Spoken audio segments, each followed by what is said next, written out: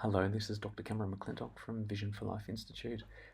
This is a case of a deep anterior lamellar keratoplasty, which is a type of transplant of the cornea in which the front 95% of the cornea is removed and placed by tissue that is provided by a donor.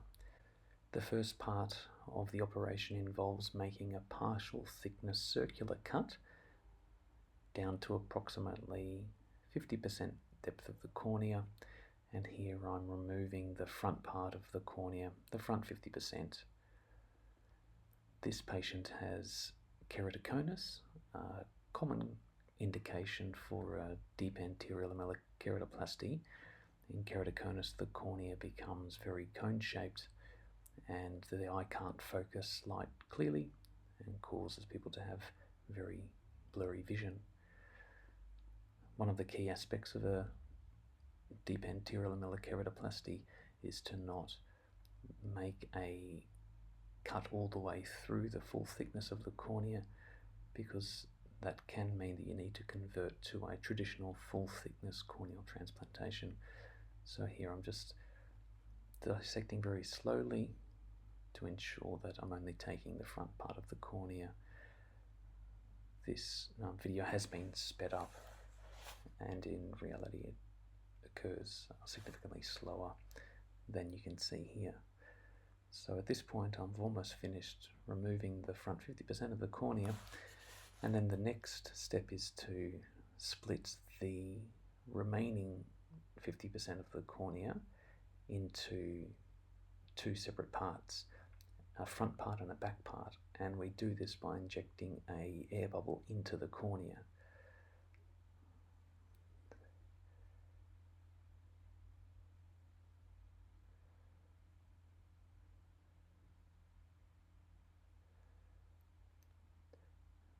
So here you can see the cannula, which is attached to a syringe containing air.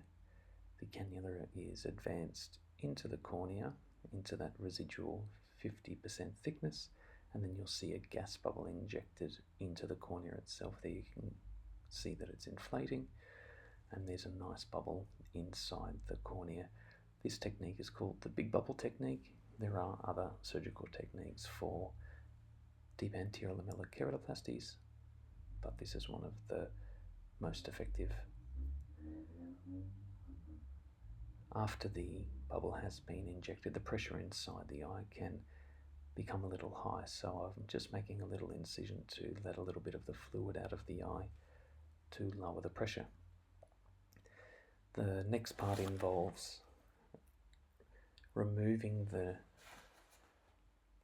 front part of cornea which is in front of the bubble, and the goal of this is that we'll be left with approximately 20 microns or 20 micrometers of corneal tissue at the back of the cornea.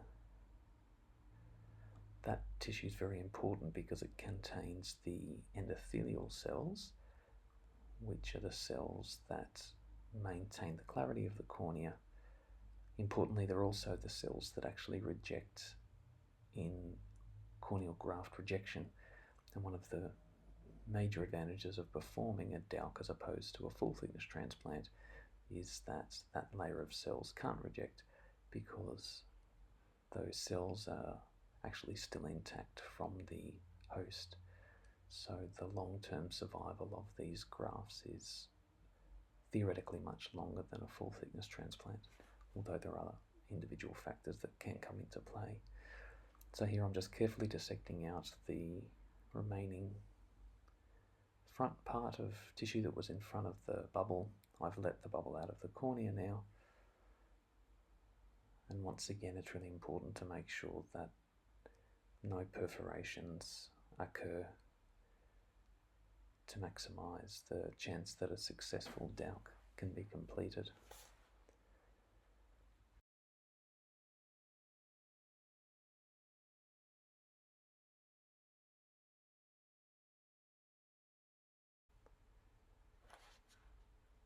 So we're just removing the final part of tissue that needs to be dissected as part of the preparation of the host for the donor tissue.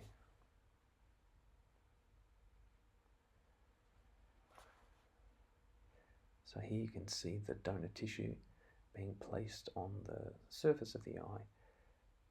This tissue has been provided by a very generous soul who has decided to donate their corneas so that someone else can have the opportunity to have sight.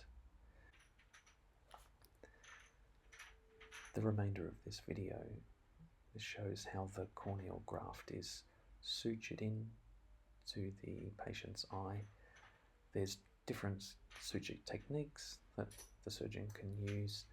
Here I'm employing a system of 16 individual sutures.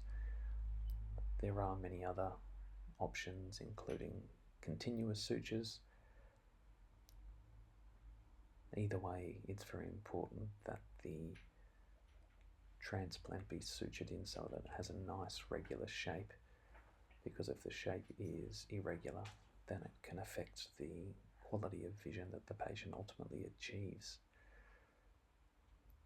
These sutures are so fine that if they're ever dropped in the operating theatre, they can be almost impossible to find. This surgery is being performed under an operating microscope, as there's no way that you could do this with the naked eye. These sutures will stay in place for approximately 12 months, after which time they are then removed. The sutures are removed in the clinic, which is a very simple process and painless exercise due to the use of anaesthetic drops. When the sutures are removed, patients report that they can feel movement on the eye, but they don't feel any pain. So here I'm going around and tying off the sutures. So here I've done the first 8 sutures, and then I'll perform another 8 to make a total of 16, and those final 8 sutures go in between the existing sutures. After all of the sutures have been removed at the 12-month mark, it's quite common that a second procedure is needed to maximise the vision. This is because it's quite common that the shape of the cornea is not a perfect sphere.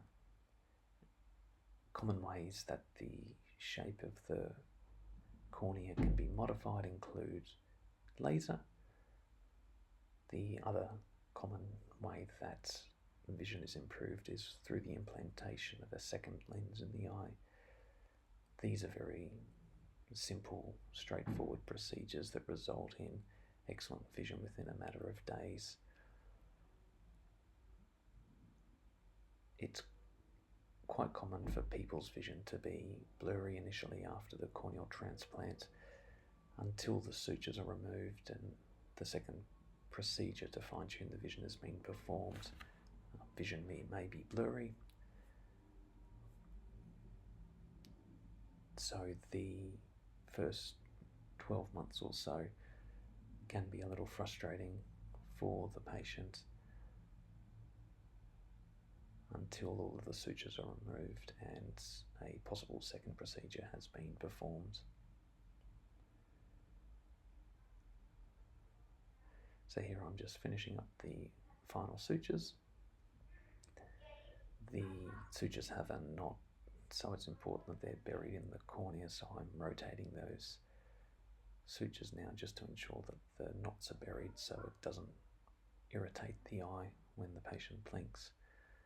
Occasionally at the end you might see that 1 or 2 more sutures are required in specific places. If one particular suture is a little loose, it's important to get it right at this stage because it will determine the long-term outcome for the patient. Thank you for watching this video.